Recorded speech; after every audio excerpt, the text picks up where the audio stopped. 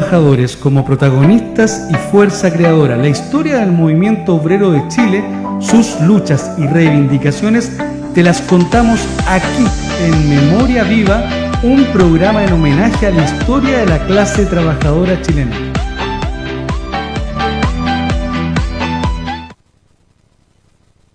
Radio Recabarren, estamos en un nuevo episodio de Memoria Viva con nuestros panelistas don Patricio Quiroga y don Alfonso Guerra. Nuevamente don José Figueroa no nos puede acompañar, pero esperamos que la próxima semana se reincorpore a este programa. Han pasado varias cosas desde la semana pasada, desde nuestro último programa que nuestros panelistas nos van a estar comentando, pero sobre todo vamos a hablar sobre este proyecto que presentó el presidente Sebastián Piñera, que dice relación con establecer el rol de las Fuerzas Armadas en la protección de la infraestructura crítica del país. Pero antes de eso, saludar a nuestros panelistas, a ver si quieren también dar algunas palabras a propósito de la huelga general que se realizó esta semana también, lunes y martes. Don Patricio. Bueno, primero que nada, buenas tardes. Muchas gracias por la invitación, un placer verla. Hay muchas cosas que hablar.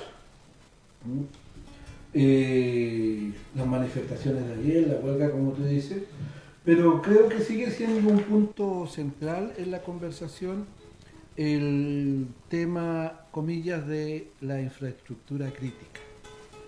Porque allí se condensan una serie de elementos, muchas veces tapados por el discurso, que impiden ver lo que podría no estar en ciernes. Es cosa de vernos a nosotros. Y usted sabrá que vivimos los años de dictadura. Pero yo nunca había visto, y no eximo a la dictadura de ninguna responsabilidad, muy por el contrario, pero no había visto la cantidad de mujeres violadas. A las jóvenes en aquellos años las pillaban en una protesta, les cortaban los pechos. Y sinceramente, en mis largos años de vida y con toda la experiencia que tengo como profesor de historia, y especialmente de historia del sistema mundo, nunca, jamás he visto la cantidad de jóvenes cegados. Esto es insólito, Tal vez en la alta Edad Media, cuando perdía uno de los bandos, el castigo para el otro era cegarlo. Pero no estamos en la Edad Media. Y esto no se ha visto ni con las peores dictaduras, ¿no? Disparos al cuerpo. Cualquiera que haya hecho servicio militar sabe que un disparo recto tiene funestas consecuencias y que cuando se trata de disolver una manifestación se dispara hacia arriba. Los golpes, las palizas, el desnudamiento de jóvenes en la calle, el matonaje. Usted pasa al lado de un carabinero hoy día y lo mira en forma torva. Entonces, cuando nosotros decíamos hace 3 días atrás que aquí veíamos que el Estado o que agentes del Estado estaban usando medios del Estado para hacer un uso desproporcionado de la fuerza, lo que estábamos diciendo era de que había reaparecido el terror de Estado. Y no estábamos equivocados cuando decíamos que se estaban violando, que todo indicaba que se violaban los derechos humanos. Lo veíamos en la calle, lo veíamos en nuestros hijos, ¿no? Entonces, veíamos, insisto, que agentes del Estado, usando medios del Estado, hacían además un uso desproporcionado de la fuerza.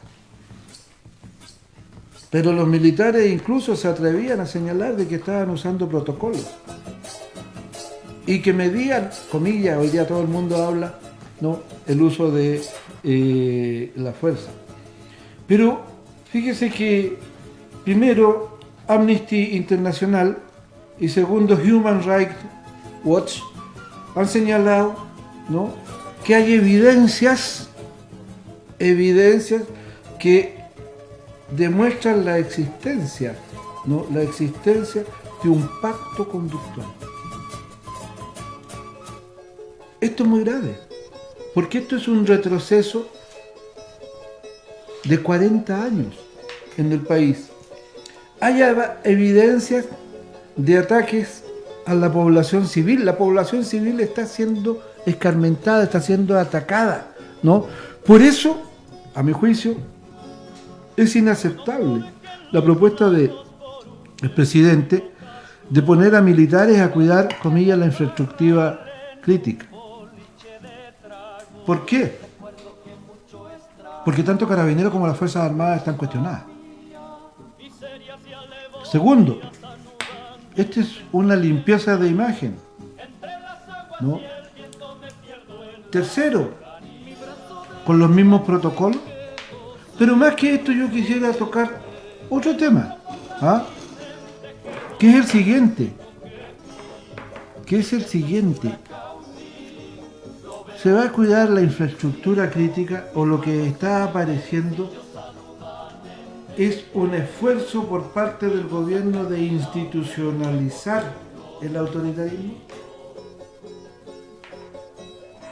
¿No se estará pretendiendo institucionalizar el autoritarismo para que esto nos lleve, disculpa, por la vía de un golpe blando? Porque de esto tenemos referencias en América Latina, por ejemplo en el golpe del 72 en el Uruguay. Don Patricio, antes de que continuemos con este tema, igual sería importante comentarle a nuestros auditores en qué consiste este proyecto que ha enviado el gobierno. Bueno, don Alfonso nos va a explicar entonces, para poder continuar analizando este proyecto de rol de las Fuerzas Armadas en la protección de la infraestructura crítica del país. ¿En qué consiste básicamente este proyecto? ¿Qué elementos contiene? ¿A qué se refiere? Don Alfonso. Siguiendo un poco el hilo, antes que nada, buenas tardes a nuestros auditores y de nuevo estando en el tema que nos preocupa. Siguiendo el hilo, la legalización, del autoritarismo en Chile se viene dando hace bastante tiempo. Ayer el presidente de la República señaló varios decretos de ley. Se señaló un decreto de ley contra los encapuchados, un decreto de ley, contra los que hagan barricadas, contra, los que vistan de rojo. O sea, se va produciendo una consolidación de colocar un marco teórico, un marco, político de una sociedad controlada. Yo creo que, en el fondo, es lo que están buscando es ordenar el conflicto social a través de, por un lado, la política de la zanahoria, que considera algunas cosas en la parte social, baja de salario para los de tercera edad, el aumento de las pensiones, que forman parte, no de la solución de fondo de los problemas que significa el estallido, sino que son la manera de ir calmando el estado de ánimo de la población. Y este paso es un paso más en el conjunto. Si miramos la estructura jurídica de Chile, la Ley de Seguridad Interior del Estado, que nadie habla, que está en vigencia, la Ley de Seguridad Interior del Estado, que se instaura en Chile el año 1952, ahí establece un principio que es el que ha regido todo este proceso con la salvo la interrupción del gobierno de la Unidad Popular, que es el principio de establecer que en Chile existe un enemigo interno, el enemigo interior. Y el enemigo interior son aquellas fuerzas que quieran cambiar el orden existente en un momento determinado.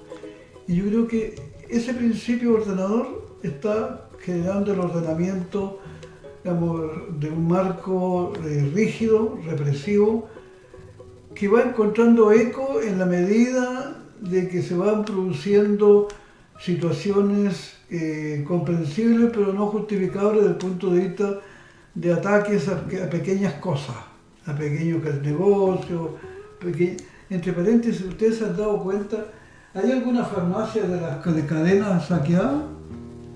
¿Hay alguna? porque yo que las que conozco son todas las farmacias chicas.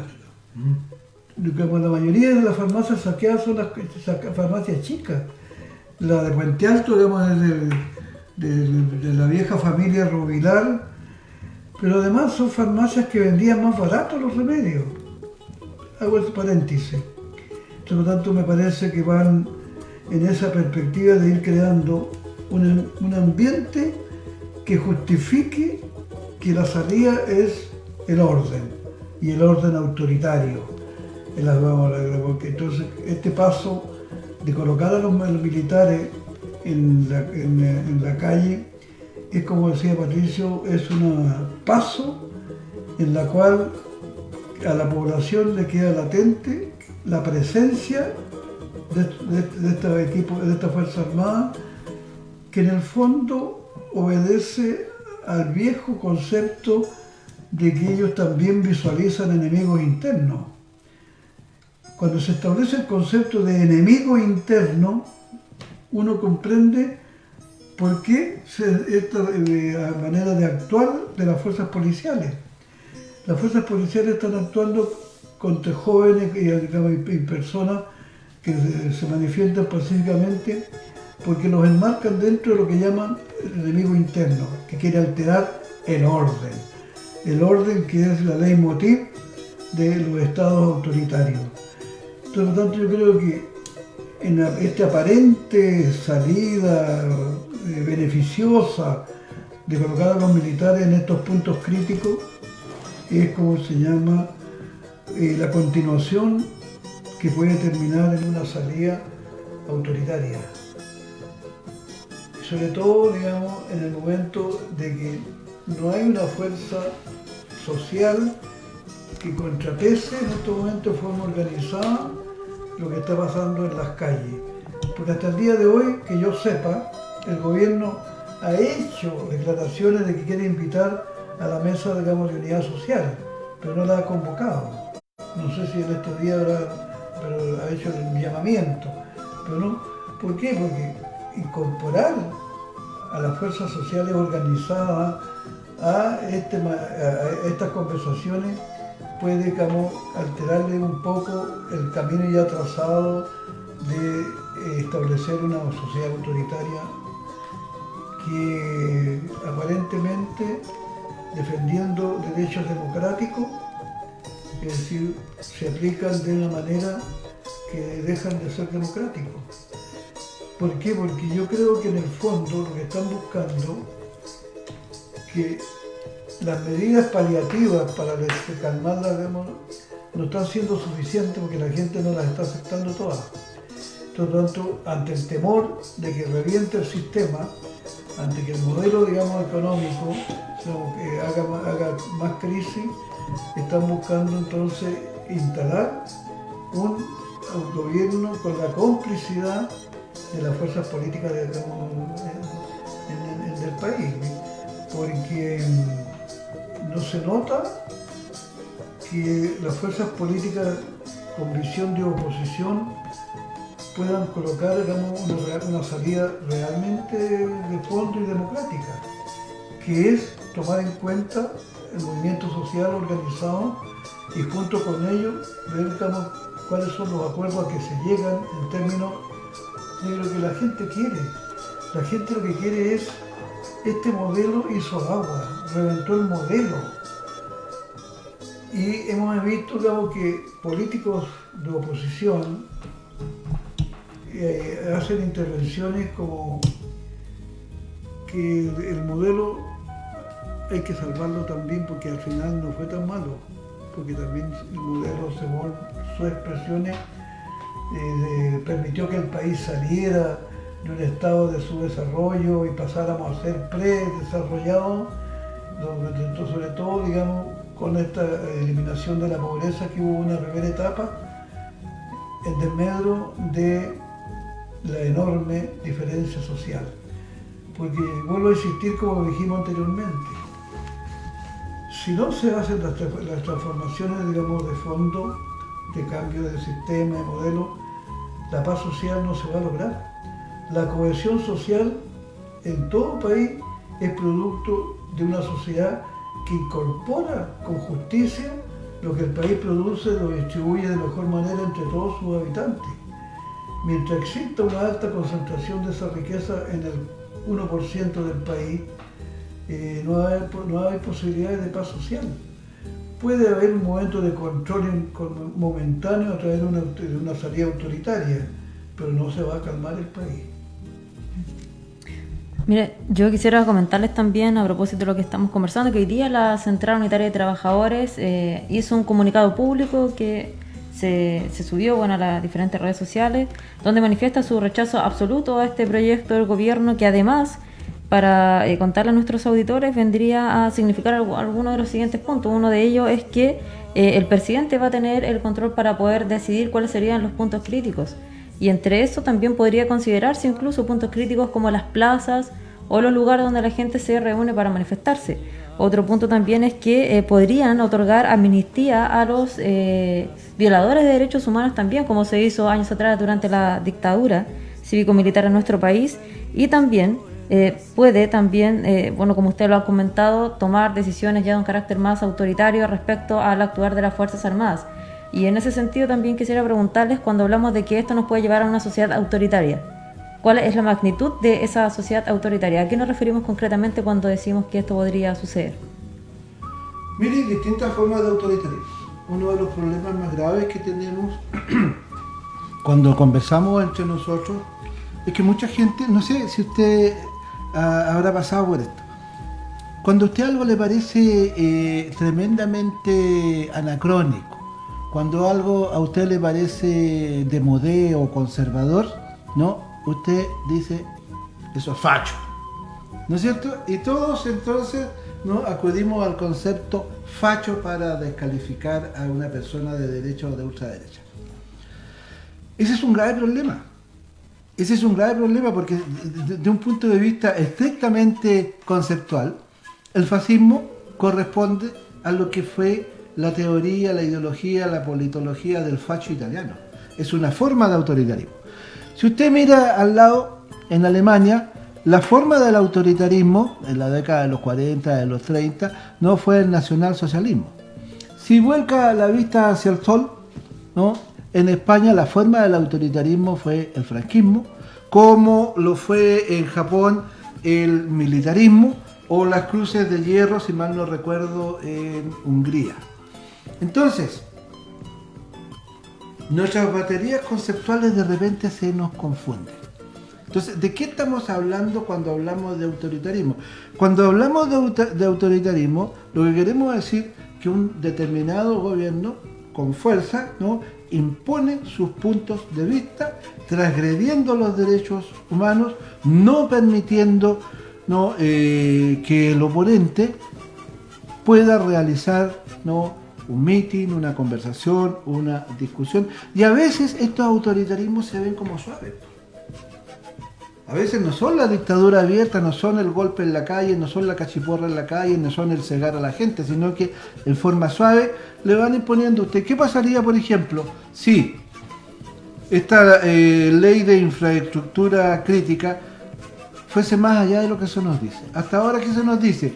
Que un regimiento X no va a proteger el agua, la luz, el gas, es decir, aquellas infraestructuras necesarias, no para la convivencia diaria, los caminos, ¿no?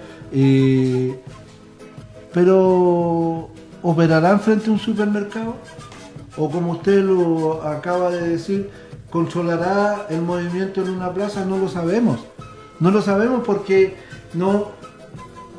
nuestro gobierno juega con suaves palabras, con una ideología suave, en que entonces pareciera que todos somos responsables de cuidar un país que ellos condenaron a la destrucción desde el momento en que hicieron una opción. Prefirieron reprimir a cuidarnos, a los chilenos, el entorno nacional. Entonces, hay muchas formas de ir yendo hacia el autoritarismo. Uno, desde el punto de vista de la violencia cotidiana. Leyes, más leyes. Nosotros estamos aburridos de tantas leyes. Mire, ahora hasta usted se pone un gorro grande y va a pasar por capucha.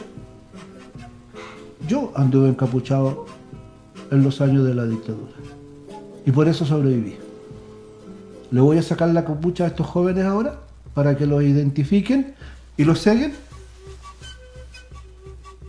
No, si en esto hay que ser bien claro. Segundo, a través de la violencia simbólica van haciendo que la gente piense de determinada manera. ¿Cuántos pinochetistas quedan todavía? Y justo en estos momentos, fíjese, el presidente plantea la creación, ¿no?, de destacamentos para cuidar la infraestructura crítica, pero justo en los momentos que la derecha, y lo digo con toda responsabilidad, está desenterrando en este país la lucha de clases. Los sucesos de, ¿cómo se llama?, el portal La Dehesa. Tome en cuenta eso. ¿Ha visto usted la cantidad de comunicaciones que han salido reconstruyendo Patria y Libertad? Jóvenes que están llamando a juntarse este fin de semana, jóvenes karatecas, ¿ah?, de una prestigiosa academia, se están juntando este próximo fin de semana para compilar armas. ¿Qué son los mensajes de Aten llamando a la conformación de equipos territoriales para la defensa contra, comillas, el comunismo ateo, etcétera? Entonces, en ese contexto en que la derecha está desenterrando la lucha de clases, en que empiezan a aparecer formaciones paramilitares, darle un componente autoritario que no sabemos hacia dónde va al Estado, es extraordinariamente peligroso. Y es más peligroso, disculpe que me tome un segundito más, disculpa Alfonso, pero hay lenguajes y lenguajes, y a veces nosotros no estamos preparados para entender los lenguajes. ¿Cuántos de los opositores de la Constitución son contrarios, ¿no?, a lo que se llama el Estado subsidiario? Y muchos lo buscan en la Constitución, pero no aparece la palabra. Entonces, pero si usted es más o menos experto y sabe, y hacemos los cursos que hay que hacer, sabemos que hay que ir a los artículos 19, 20, 21, no, para derrumbarla, porque aparece ahí el concepto, pero con otras palabras. Entonces, fíjese, al día siguiente que Amnistía Internacional saca, ¿no?, esta condena, ¿no?, y demuestra que los derechos humanos en Chile se están condenando, aparece la declaración de los soldados y los marinos. Se la voy a leer y después la vamos a leer en clave. Dice: los soldados marinos y aviadores se sienten orgullosos de la confianza depositada por los chilenos a través de la historia y están comprometidos con su seguridad y bienestar en cumplimiento de nuestra misión de defenderla y salvar a la patria, de acuerdo a la Constitución y a las leyes. ¿Sí? Artículo 110. Perfecto. Pero detrás de esto hay una construcción, hay una visión de mundo, hay una concepción, ¿no? ¿Y qué dice esa? Cuando se dice que los chilenos han depositado orgullosos su confianza a través de la historia, lo que nos están diciendo desde el punto de vista de la visión de mundo de los militares es que esta patria la construyeron los militares y por lo tanto son el primer esfuerzo en el desarrollo, en el nacimiento de la nación. No es la chilenidad, no fueron todos los chilenos los que construyeron la patria, fue un segmento especial constituido por un elemento que ellos denominan como una raza militar. Y esta raza militar entonces es la que juega el papel de construcción de la nación. Y esa nación y esa construcción es un papel que nosotros tenemos que agradecérselo a través de toda la historia, porque ellos son la seguridad de la construcción que desarrollaron. Y entonces, fíjese, la seguridad de los militares es una seguridad que tiene un doble lado. La seguridad externa, para protegernos de posibles embates, de posibles enemigos, y la seguridad interna. ¿De qué se está hablando aquí? Aquí se está hablando de la seguridad interna. ese no es un rol que les cabe a las Fuerzas Armadas, es un rol de carabineros. Entonces, incluso desde el punto de vista jurídico, no tienen nada que hacer en las calles los militares. Para eso hay leyes. Y para eso se puede invocar el estado de excepción constitucional nuevamente, ¿no? Para eso están las leyes. Y entonces, fíjese, no solo nos legaron un estado, no solo nos dan nuestra seguridad, sino que además tienen la misión de defender a la patria. De peruanos, bolivianos, argentinos o chilenos internos. Se fija que cuando usted empieza a cepillar, ¿no? Estas formulaciones se empiezan a encontrar con sorpresa, porque además, esto de acuerdo a la Constitución y la ley. ¿Cuál Constitución? La del 80.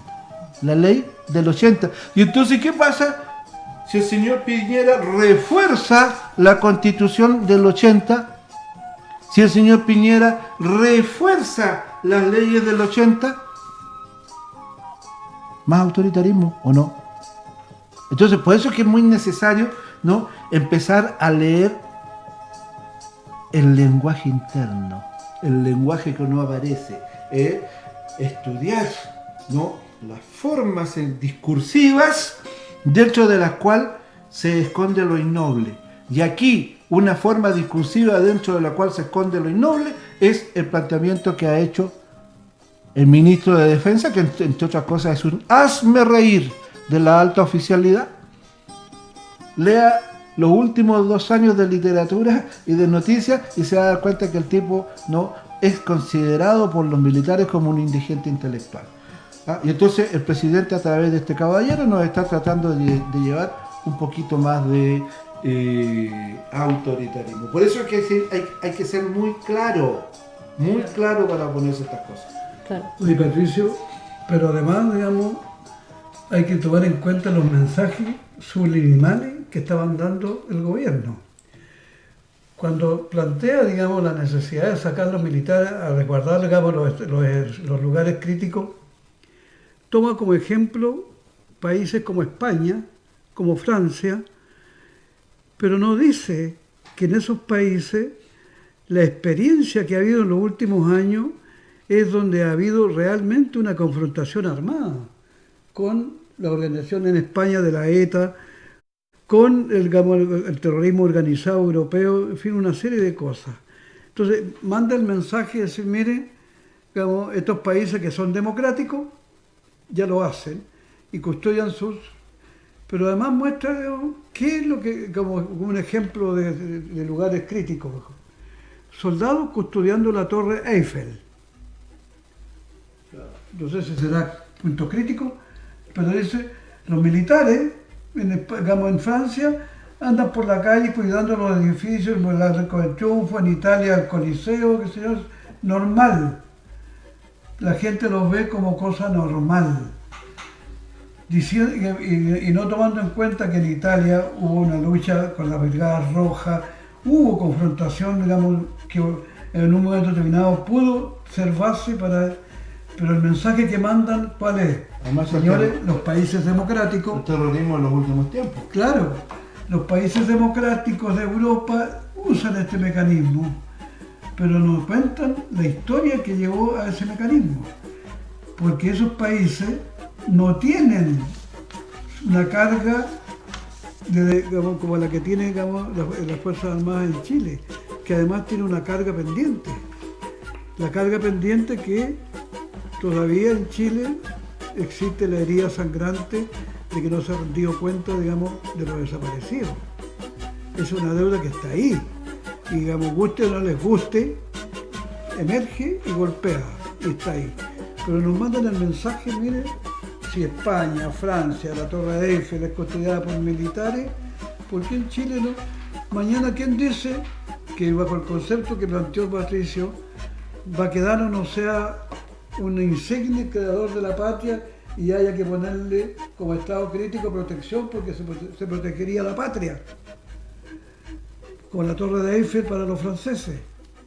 Por lo tanto, mensajes que van quedando en el escenario y que la gente, o sea, la forma como se va creando un ambiente de recepción de que es necesaria la Fuerza Armada custodiando, va abriendo paso,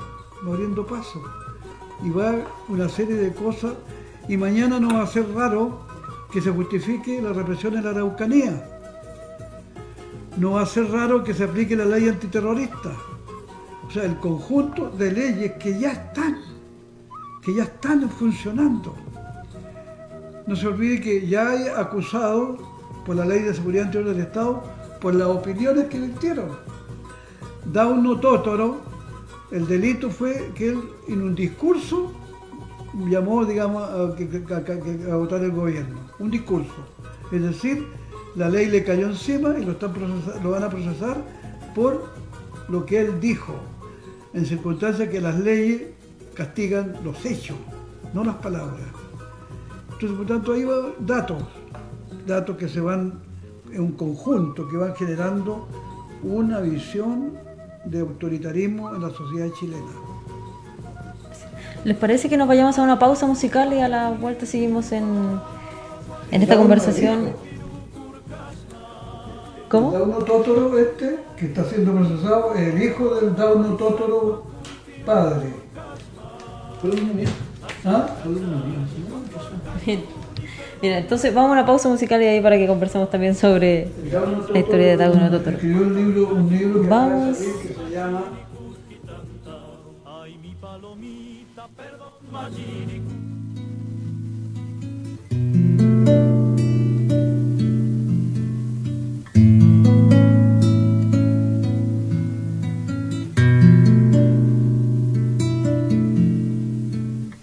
Siete niños en el mundo ya no tienen que comer, solo 3 en este día alimentándose bien, solo 3 en este mundo tienen cuna al alumbrar, otros 7 en los pesebres se tienen que conformar.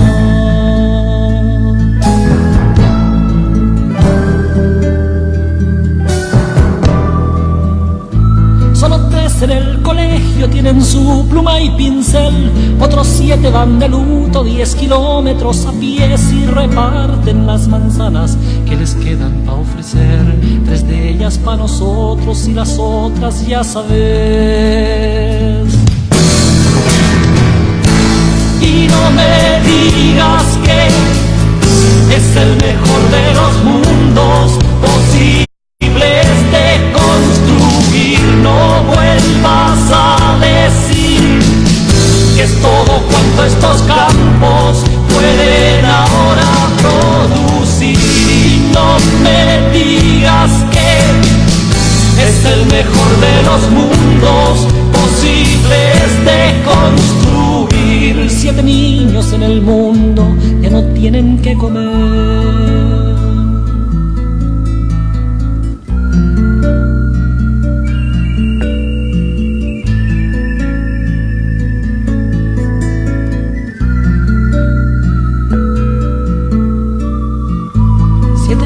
En el mundo necesitan de tu amor y también una cuchara con maicena para crecer, pues son 7 los que buscan otra mama que chupar y no encuentran sino el vino en el vaso del papá.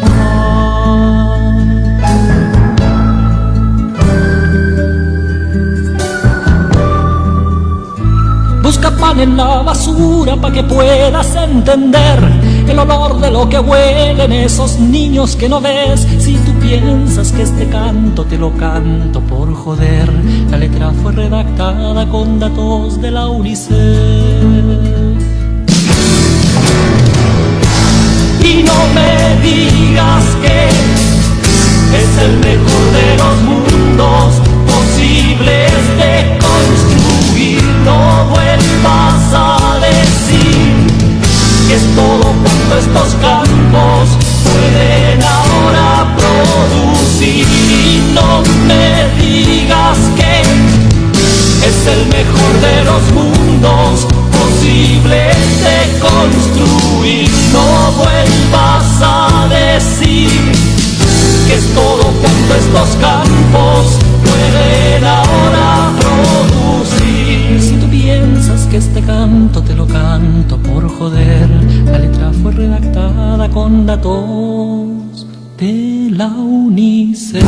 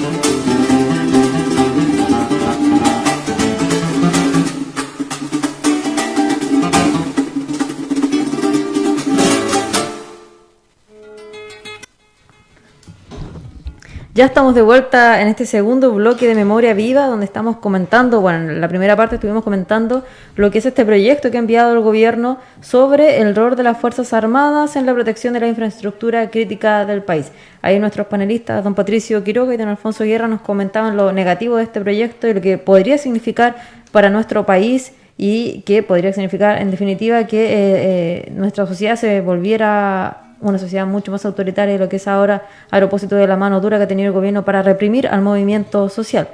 Y a propósito de esto también, que no es primera vez que pasa en la historia de nuestro país, nos podríamos conversar sobre la dimensión histórica, a propósito también del programa Memoria Viva.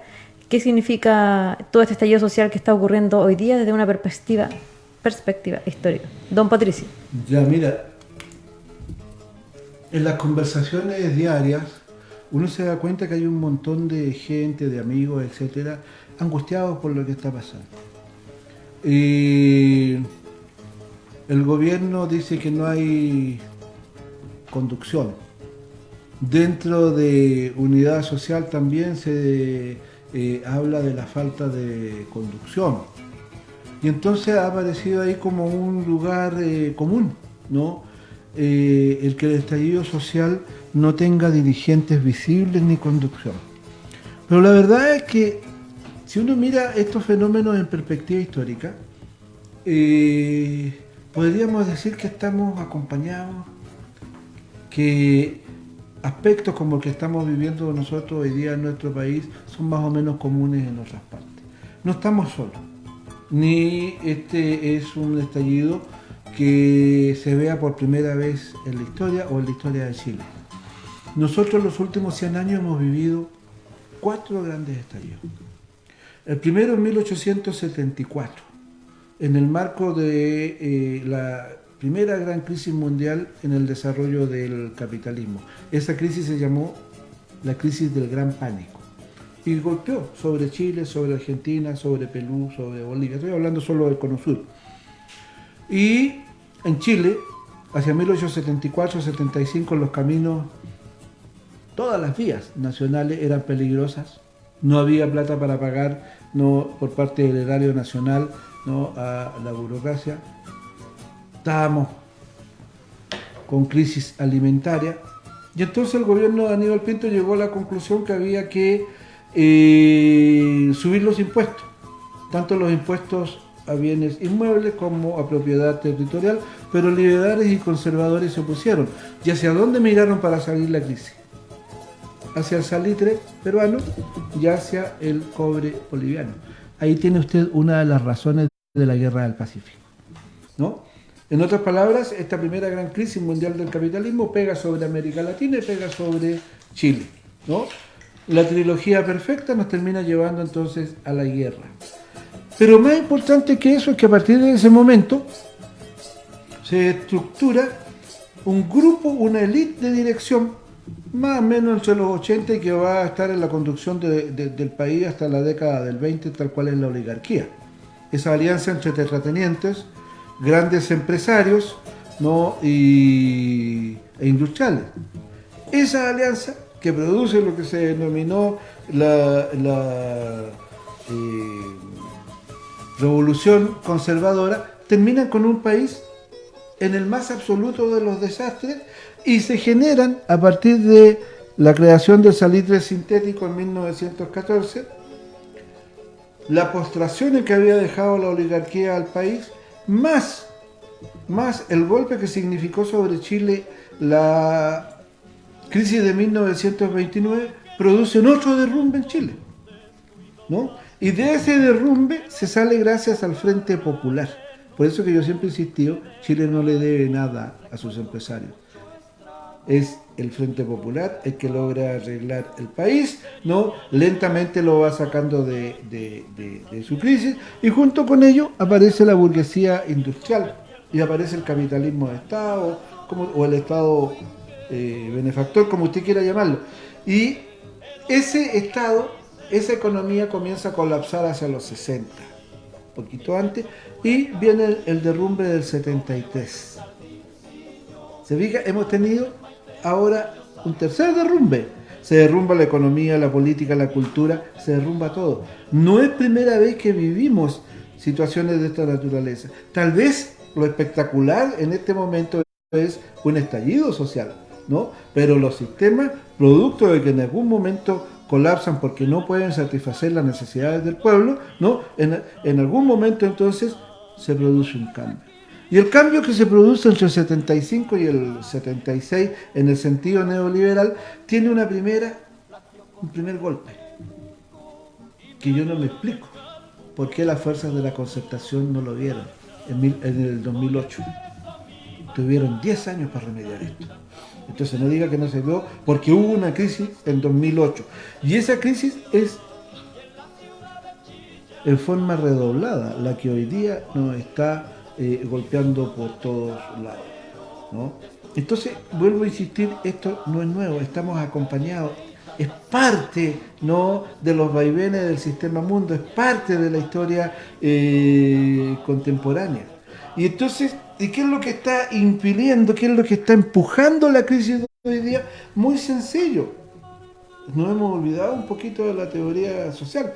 Lo que está empujando hoy día a macro nivel es que se está produciendo un cambio de hegemonía, ¿no? En el sentido de que la hegemonía mundial está pasando desde los Estados Unidos de Norteamérica hacia China. Y ese es un proceso que ya se visualizó ahora unos 20 años atrás, 15 años atrás, y que hoy día va a toda marcha, y eso le explica, en un contexto de neoliberalismo exacerbado, por qué la guerra, por qué Siria, por qué el tema ecológico, por qué este conflicto entre desarrollo humano y calentamiento global. Esto le explica por qué hay especies animales que se están suicidando, por ejemplo los osos en el Ártico. Y termino señalando lo siguiente: esta es una transición larga. Este no es una transición corta, esto no se va a resolver de la noche a la mañana. Aquí tenemos para muchos años, ¿no? A no ser que tengamos un golpe de Estado, y por lo tanto vamos a retroceder, ¿cuánto? 30, 40 años, o a no ser que tengamos una insurrección con piedra. Entonces, este conflicto, esto hay que tenerlo en cuenta, ¿no? Va a ser una confrontación larga. Lo nuevo de esto es que en 40 años la gente es muy sabia. ¿No? Detectó que en 40 años, o después de 40 años, Chile despertó. Y el famoso cántico, ¿no? Despertó, Chile despertó. Lo que da cuenta de esta situación. Estamos tal como, termino, en 1810 despertamos de la larga siesta colonial y recién vinimos a arreglar el país hacia los 50. Hoy día, como las cosas son más rápidas, puede que tengamos unos 10 años de crisis todavía. A propósito de eso, frente al estallido social que vive en nuestro país, también se ve en la calle, la misma gente lo comenta, hay un alto nivel de despolitización dentro de la ciudadanía. Frente a eso, ¿qué es lo que se podría proyectar a futuro dentro de la población que está en la calle, que no se identifica con los partidos políticos, que no se identifica con ciertas organizaciones? ¿Cómo se ve eso a futuro dentro de la experiencia que hemos tenido acá en nuestro propio país también? Desde el mundo de los trabajadores, desde el mundo de la población en general. Don Alfonso. Yo creo que si no se comprende lo que está sucediendo es un cambio en lo que es, digamos, la estructura del Estado. O sea, el Estado chileno hoy día, digamos, está sufriendo los efectos de un proceso en la cual han emergido fuerzas que antes no estaban, digamos, consideradas en la opinión, en la toma de decisiones. Y eso lleva a que a la discusión que tengamos sobre la Asamblea Constituyente, digamos, si no entendemos este problema, vamos a hacer una Asamblea Constituyente repitiendo un poco lo que ya hemos hecho hasta ahora. Porque la Asamblea Constituyente, si no asume el cambio de la estructura del Estado, ¿qué quiero decir con esto? Quiero decir que estas fuerzas que están pugnando en el control social, digamos, que están en la pugna entre, digamos, con el sistema dominador, quieren entrar al Estado como elementos de opinión, quieren participar de las decisiones. Y la estructura del Estado representativo no les permite. Si nosotros repetimos el esquema de un Estado representativo tradicional, no se va a arreglar el problema, porque este fenómeno de estas clases emergentes ya están instaladas. La duración de este conflicto está indicando que es mucho más de fondo que lo que se está, digamos, la clase política entendiendo. Lo que está pasando es que esta sociedad que emerge, digamos, de 40, 50 años de un proceso de sometimiento, surge como una manera de decir: no queremos más ser sometidos y queremos tener opinión en el futuro. Y eso significa entonces que la discusión en la Asamblea Constituyente tiene que ser cuáles son esas formas que le dé cabida a esta fuerza institucionalmente en una Asamblea Constituyente.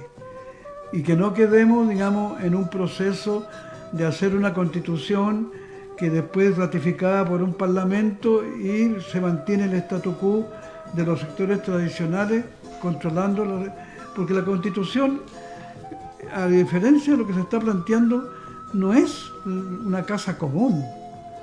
Las constituciones son cómo se estructuran los poderes de una sociedad dentro de un marco en la cual podamos convivir y respetarnos mutuamente, pero reconociendo la existencia, digamos, del rol de cada cual. Y actualmente estas fuerzas sociales, en este estado actual, no sienten estar representados. Entonces están buscando los mecanismos entonces de cambio. Y esta discusión de Asamblea Constituyente es inédita.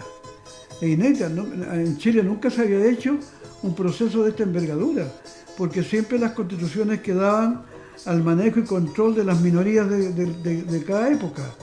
Digamos, no había nunca una constitución que represente realmente el concepto de incluso cómo funciona la democracia.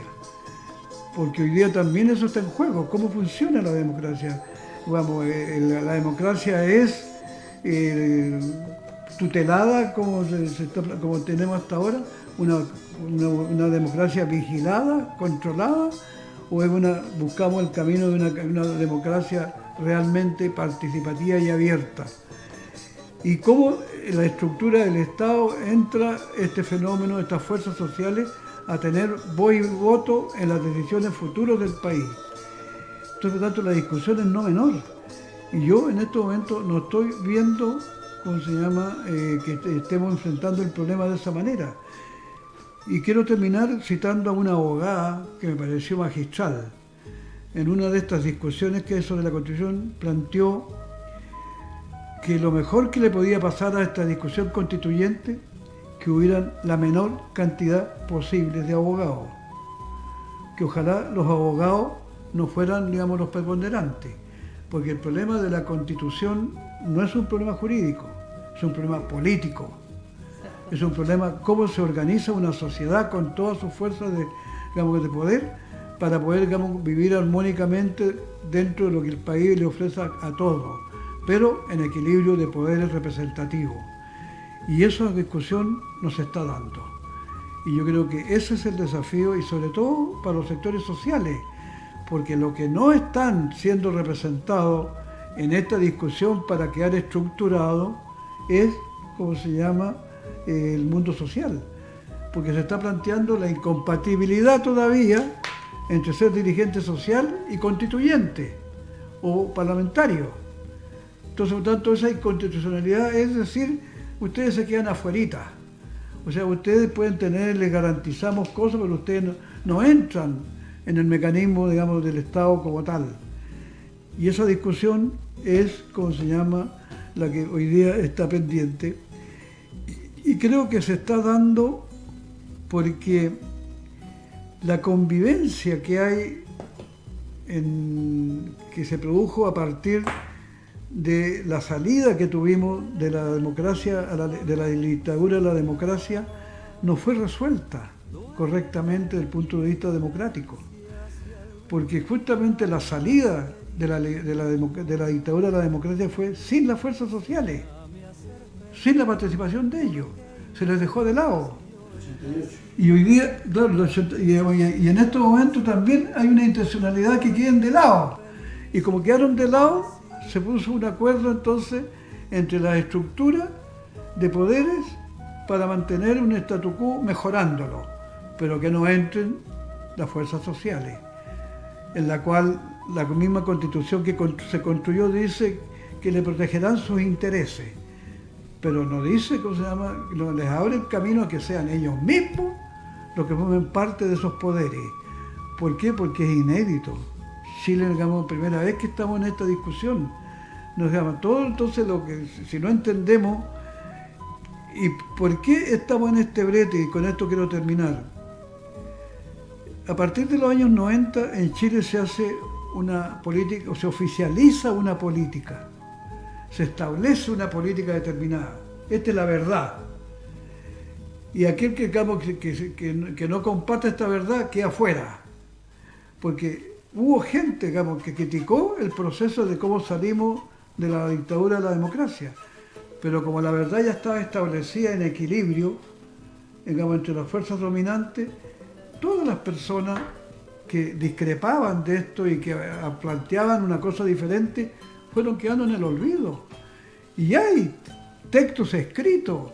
Quiero recordarle, por ejemplo, que economistas de Harvard como French Davis ha planteado que este modelo, digamos, no es un modelo, digamos, que sea justo y representativo. El Andrés Solimano, digamos, economista de Harvard, plantea directamente que hoy día es la hora de reparar la enorme injusticia social que tiene Chile y hay plata. Y no, ahí la he escuchado, digamos. Hay, por ejemplo, sociólogos, cito a uno de ellos, Enzo Faleto.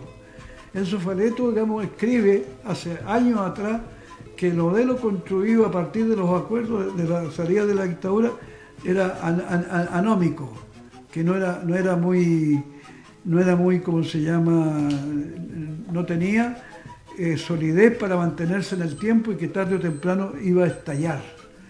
Y eso está dicho por montones de gente, digamos, pero como la historia oficial que se planteó a partir del año 90 para adelante, que además se solidificó porque se estableció que la prensa, los medios de comunicación, iban a tener una sola dirección.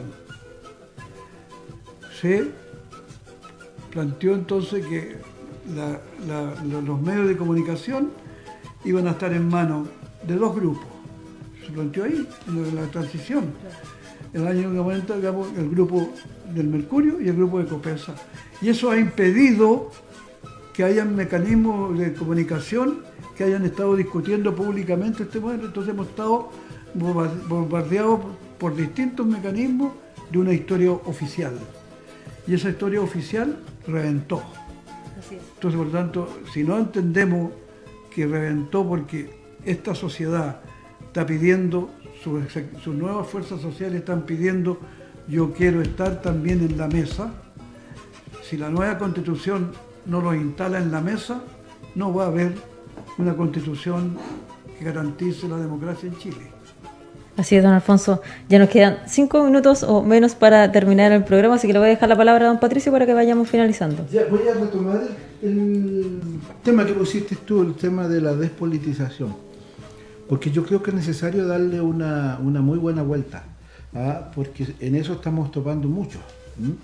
Porque primero tú tienes tres factores que son consustanciales, llamémoslo así, al estallido social. Primero, el cómo se rebajó la calidad de la democracia liberal. Yo estoy dando una pelea en lo personal por una nueva constitución, pero no me interesa solo la nueva constitución. Me interesa que este país tenga una democracia real. Porque la democracia liberal sobre la cual transitamos estos 30 años se desfondó. Y al desfondarse lo que apareció es una democracia de carácter plutocrático en el cual los detentores del capital, ¿no?, trataron de superar los problemas de la nación a través de más neoliberalismo. y esa es una de las causales del estallido. El segundo causal es el hecho de que el modelo económico neoliberal, adoptado desde el principio de los años 90, ni siquiera fue conmovido por la catástrofe mundial que se vivió en 2008. Entonces yo me pregunto qué pasó con los economistas chilenos. Todos transitaron de izquierda directamente al neoliberalismo, sin excepción alguna. Y por lo tanto, frente al deterioro de la calidad de la democracia, se deterioró la vida, ¿no?, con el modelo neoliberal. Y sobre estos dos elementos, o estos dos elementos fueron tapados a través de la dominación. Y cuando a usted lo mantienen dominado, llega el momento en que explota. Entonces esta explosión, ¿no?, tiene profundos causales, no solo en la Constitución. Hay que ir mucho más allá. Pero para eso hay que entender que la vida cambia. Hasta hace un poquito tiempo atrás era norma, era parte de la discusión cotidiana en las izquierdas, ¿no?, el hecho de que ellas tenían el derecho por sí y ante sí, ¿no?, de conducir a las grandes comillas masas de este país.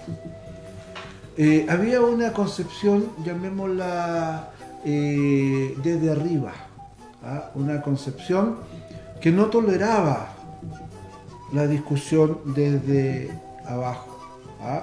Y eso se expresa, por ejemplo, en la mantención en muchas de las organizaciones, nos guste o no nos guste, del marxismo-leninismo, ¿ah?, de la organización centralizada, ¿ah?, que viene desde arriba, ¿no?, en donde el comité central o los comandantes discuten y entonces el resto acata. Pero hay una generación que muchos no conocemos, ¿no?, que en los primeros años de vida, comillas, democrática, llegaron a la conclusión de que esa forma de organización vertical tenía que ser reemplazada por una organización horizontal. Y entonces esa organización horizontal definió en la asamblea, ¿no?, en la asamblea definió sus criterios políticos, su forma de organización para el momento, el cómo se iban a organizar para salir a la calle. Y no solo fue una organización, ¿no?, horizontal, sino que además revocaba, ¿no?, a quienes estaban dirigiendo, cosa impensable en las otras formas de organización, en que la revocación se hace de congreso en congreso, si es que se hace, ¿ah? Y entonces, y además, estos jóvenes, ¿no?, tenían una cultura con otras lecturas, otra música, otros colores de ropa. ¿Por qué crees que salen todos de negro a la calle? Si eso no cae del cielo, ¿no? Y hoy día se suman muchos más jóvenes porque, bueno, mientras más gente de negro haya, no la identifican, pero el negro viene de muy atrás.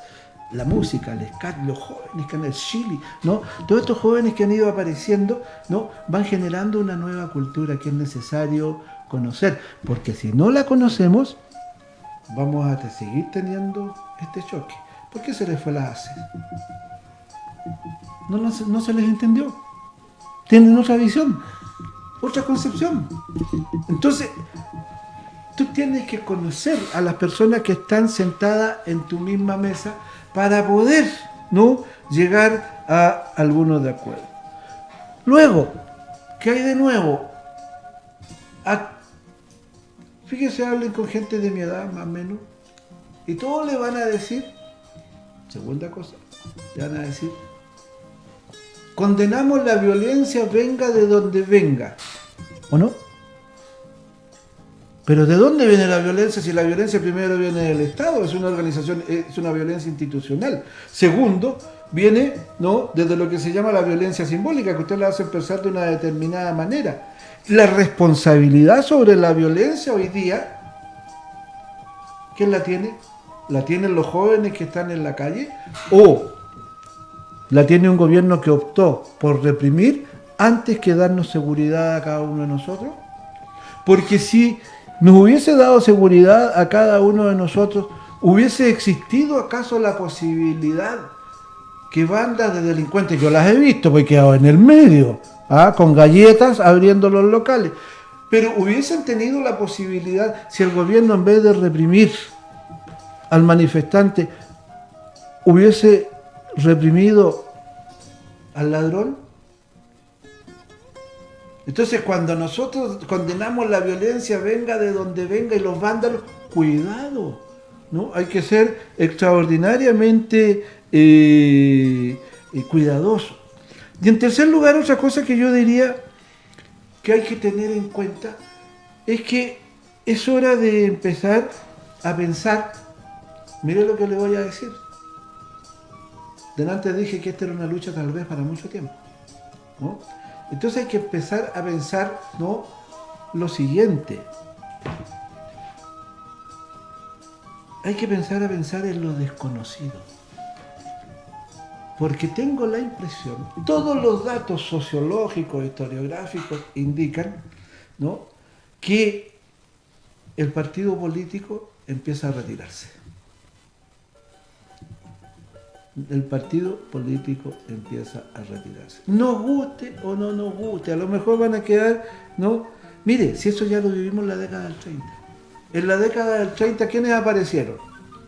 Un poquito más o menos los comunistas, los socialistas, nacionalistas, y por otro lado los partidos de raigambre cristiana, social cristiano.